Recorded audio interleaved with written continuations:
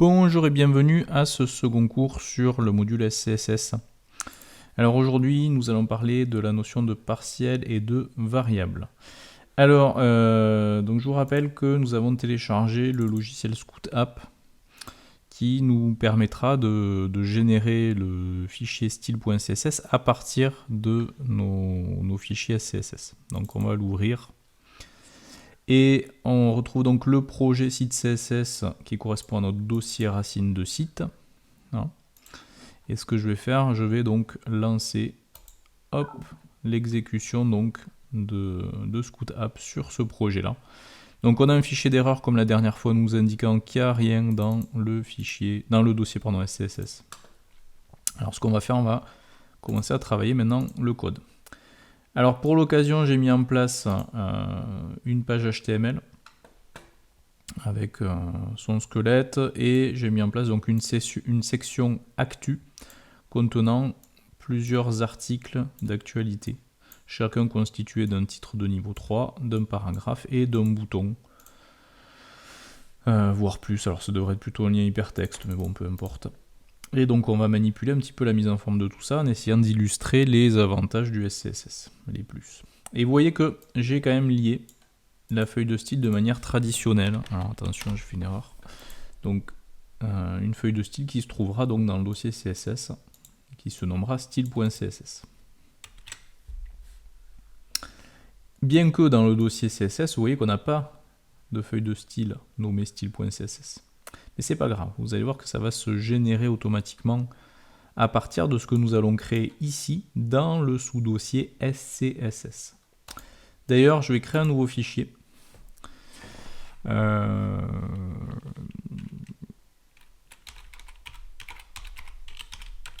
je l'appelle principal.scss, je pourrais l'appeler main.css aussi. Alors main ça signifie principal en anglais, donc ça revient au même.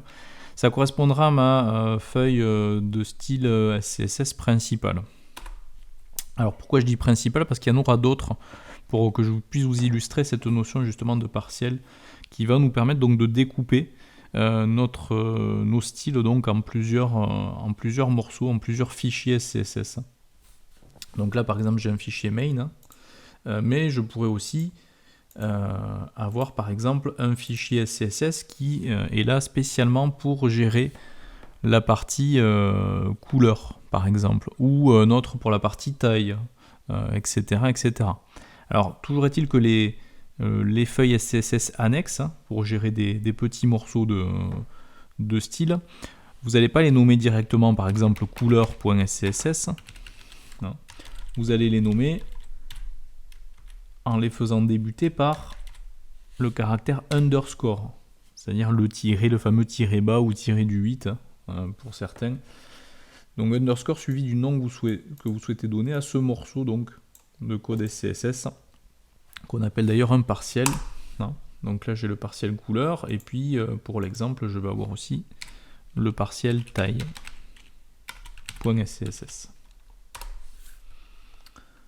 Et donc main correspondant à ma feuille de style SCSS principale. Donc exemple, alors déjà je vais mettre pour tous les éléments padding à 0 et margin à 0. Je ne sais pas si vous entendez, mais le fait d'avoir enregistré, j'ai entendu un bip bip. Ça c'est le logiciel Scout App qui travaille. Alors il m'indique qu'effectivement à 3h46, qui est l'heure actuelle, le fichier main CSS a été checké et est correct, c'est-à-dire il ne possède pas d'erreur. Si j'actualise maintenant en plus mon arborescence, je me rends compte qu'il m'a généré de manière automatique dans mon dossier racine de site CSS et dans le dossier CSS ma feuille de style. Alors remarquez d'ailleurs qu'il me l'a bien mis en point .css, mais qu'il me l'a nommé main. Alors c'est normal, c'est parce qu'il m'a pris tout simplement le fichier SCSS principal, c'est-à-dire celui qui ne commence pas par un underscore. Et donc il l'a nommé de la même manière. Donc il faut que je pense soit à changer ça dans le lien vers ma feuille de style CSS au niveau de mon HTML et l'appeler main et pas style, Ou l'autre solution, bien sûr, ça aurait été plutôt de nommer ma feuille main.scss ici, attention de ne pas vous tromper, hein, c'est pas la CSS, c'est la SCSS hein, sur laquelle on travaille, et l'appeler style plutôt que main, auquel cas, à ce moment-là, ce sera la feuille style.css qui sera générée. Hein, voilà, il me l'a généré d'ailleurs. Auquel cas, je supprime bien sûr la main.css qui ne me sert plus. Donc voilà, en gros, pour récapituler, si vous souhaitez que votre feuille de style CSS au final s'appelle style, ça veut dire que la feuille SCSS principale doit elle-même se nommer style.scss. Alors, d'ailleurs, si on regarde le contenu du fichier CSS classique, bon, on se rend compte qu'effectivement, on a le CSS qui est généré. Et alors, il est généré en minifié, c'est-à-dire qu'on n'a plus de retour chariot, tout est mis sur une seule ligne de code, ce qui a pour objectif de réduire la taille du fichier CSS, donc ça va l'optimiser. Donc je reviens sur mon SCSS, donc style, mon SCSS principal. Donc j'ai mis les marges externes et internes à 0, et puis à un moment donné, par exemple, je veux que, allez, on va dire que mes titres de niveau 2 soient dimensionnés et mes paragraphes et titres de niveau 3 aussi. Par exemple, on va dire les H2 ils feront 2 REM, les H3 feront 1,6 REM et les paragraphes feront 1 REM, par exemple. Alors c'est vrai qu'on aurait la solution de dire directement ici, mes H3, ils vont avoir un font size de temps, et effectivement ça marcherait, hein, de REM pour, alors on avait dit 1,6, hein, donc 1.6 REM, j'enregistre, pas de souci, Scootab me dit on a bien généré le fichier qu'il faut, et effectivement dans style CSS on se rend compte qu'il a rajouté la notion de taille pour le H3, hein, donc ça fonctionne. Donc on pourrait effectivement faire ça comme ça, ou alors ce qu'on peut faire tout simplement c'est dire ben non, tout ce qui est notion de taille, je vais le gérer dans le fichier SCSS taille. Et à ce moment-là, c'est ici que vous mettriez les propriétés concernant les tailles. Donc peut-être qu'en amont, je vais avoir le H2 avec le font size de 2 REM, comme on a dit, et les paragraphes avec le font size de 1 REM. Et donc ce qui signifie que je vais définir au niveau du HTML la taille par défaut. Et on va dire que ce serait 10 pixels par exemple. Donc le REM étant relatif à la taille définie sur le HTML. Donc un H2 ici en 2 REM ferait donc 2 x 10, c'est-à-dire 20 pixels, là 16 pixels et là 10 pixels. Donc c'est très bien, on a mis ça dans taille. Par contre, si je regarde maintenant la feuille de style CSS générée, il ne m'a pas mis ces tailles-là que je viens de définir dans le fichier taille. C'est tout à fait normal. Une fois que vous avez fait ce genre de manip, il faut penser toujours à implémenter, à importer au niveau de votre feuille de style CSS principale les partiels que vous avez créés en parallèle. Et pour ça, je vais le faire après, vous allez utiliser une commande SCSS qui est la commande import, suivi entre guillemets du nom de votre partiel. Donc là, en l'occurrence, on va avoir couleur, mais on va aussi avoir taille. Et j'enregistre.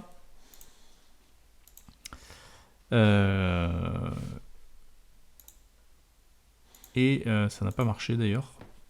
Alors si ça marche pas, il vous indique pourquoi. Non. Donc là, le problème, en gros, c'est que je n'ai pas mis les points-virgules. Donc du coup, ça lui pose problème. Et à partir du moment où je mets les points-virgules, effectivement, ça marche. Ça marche, et derrière, si je vérifie encore une fois dans style.css, vous voyez que toutes les propriétés de taille se mettent à la queue leu donc dans mon fichier CSS final, donc ce qui indique bien que la notion d'import ici de taille a fonctionné. Donc tout ce qu'on trouve dans taille a été inséré à ce niveau-là. Donc ça peut être intéressant parce que vous pouvez comme ça décomposer tout simplement les différentes constituantes de la mise en forme et savoir quoi retoucher à quel endroit beaucoup plus rapidement. Le jour où vous souhaitez modifier toutes les tailles de caractères, vous allez uniquement travailler sur le fichier taille.scss et faire vos modifications. Ben tiens, finalement, je veux que mes paragraphes fassent 1,1 REM. Vous n'avez qu'à modifier ça et automatiquement, après enregistrement, vous allez avoir tous vos paragraphes qui vont se retrouver modifiés en termes de taille. Donc, c'est assez pratique comme ça de s'y retrouver. Donc pour les couleurs, c'est exactement pareil. Et je vais en profiter pour, vous allez voir, par la suite, intégrer là-dedans la notion de variable qui est aussi une constituante intéressante du SCSS. Donc pour la couleur, par exemple, vous souhaitez avoir vos paragraphes en couleur rouge. Vous pouvez faire ça. On est d'accord? Et dans la mesure où le fichier SCSS couleur est importé dans votre fichier CSS final, vous vous retrouvez au final avec, dans le fichier CSS généré, effectivement, la notion de couleur de paragraphe fixée à rouge.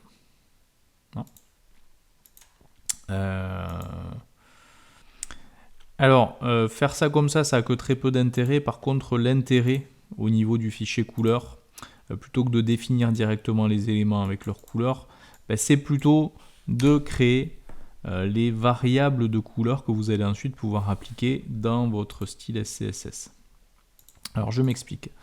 Les variables sont des éléments qui vont stocker de l'information et derrière, on pourra appliquer cette variable à des propriétés CSS, ce qui évitera de taper directement la valeur, on tapera plutôt la variable que la valeur. Et le gros intérêt, c'est de pouvoir à tout moment changer la valeur de cette variable et qu'automatiquement ça se répercute sur l'ensemble des propriétés utilisant cette variable. Donc là, en l'occurrence, je pourrais définir mes différentes variables de couleur utilisées sur ma page. Alors, je veux dire que j'ai 4 couleurs utilisées sur ma page. Donc, pour créer une variable en SCSS, c'est la même chose qu'en PHP, c'est-à-dire que vous faites précéder le nom de votre variable par un $. Donc là, j'ai créé la variable couleur 1, $couleur 1. Et pour lui donner une valeur, vous utilisez les deux points suivis de la valeur à donner à cette couleur. Donc, par exemple, je vais dire ma première couleur, c'est du rouge. Alors au passage, j'enregistre et vous voyez qu'il n'y a pas particulièrement d'erreur, il arrive à générer la chose. Je vais de la même manière définir une deuxième couleur par l'intermédiaire de ce terme $ suivi du nom de la variable, couleur 2. Et je vais dire, tiens, la deuxième couleur, ça va être du vert. Et je vais définir une troisième couleur, je vais m'arrêter à 3 par contre, et je vais dire que cette troisième couleur, c'est du bleu. Donc là, j'ai défini des variables de couleur dans ce fichier couleur. Et donc, ce qui est intéressant, c'est que je vais pouvoir par la suite, dans ma feuille de style principale SCSS, par exemple dire, je veux que mes H2 soient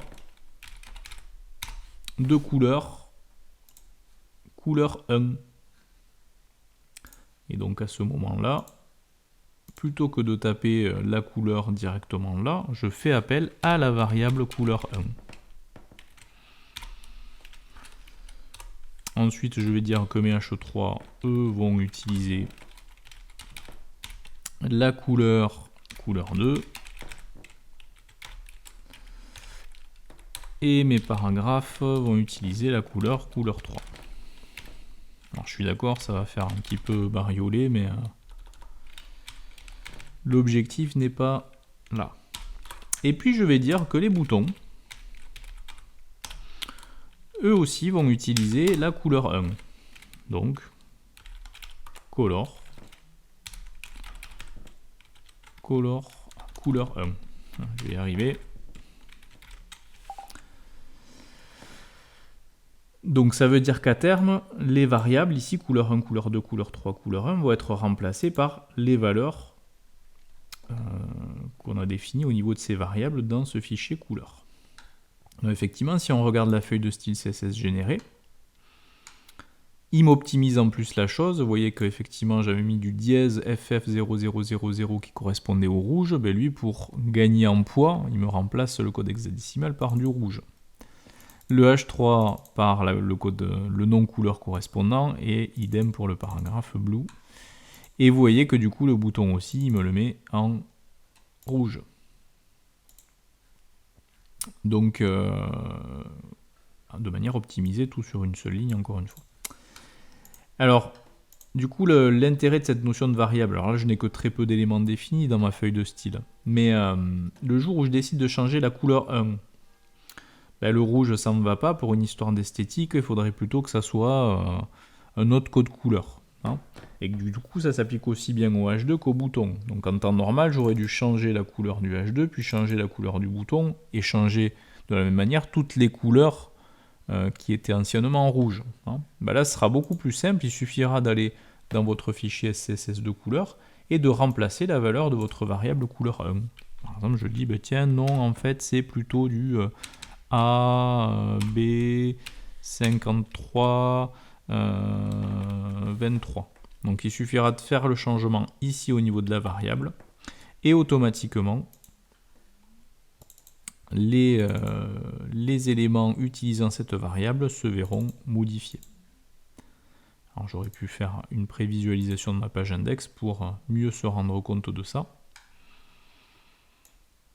Mais effectivement, on a bien le code couleur utilisé sur le bouton et sur le H2. Le jour où je veux changer la couleur numéro 2, le vert ne me va plus, je veux une autre couleur, ben je n'ai qu'à, encore une fois, modifier la variable couleur 2.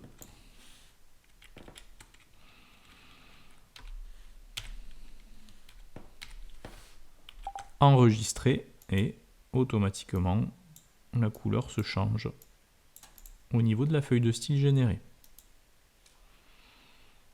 Donc c'était le H3. Voilà. Donc, en termes de maintenabilité, c'est beaucoup plus efficace que ce qu'on avait précédemment directement en CSS. Donc voilà, c'était l'illustration de la notion de partiel, c'est-à-dire le découpage en plusieurs feuilles SCSS qu'on peut importer grâce à cette commande import, suivi du nom du partiel. Et attention, le partiel doit commencer par underscore et posséder également l'extension SCSS, ce qu'on ne note pas au moment de l'import, vous le remarquez. Et donc cette notion également de variable qui est aussi super intéressante, puisque vous ne faites pas appel directement, vous ne saisissez pas directement des valeurs, mais vous faites appel à des variables qui stockent les valeurs. Et en termes de maintenabilité, c'est beaucoup plus efficace. Donc on se retrouve très prochainement pour un troisième cours sur le SCSS. Et cette fois-ci, on parlera de la notion d'imbrication de code. À très bientôt.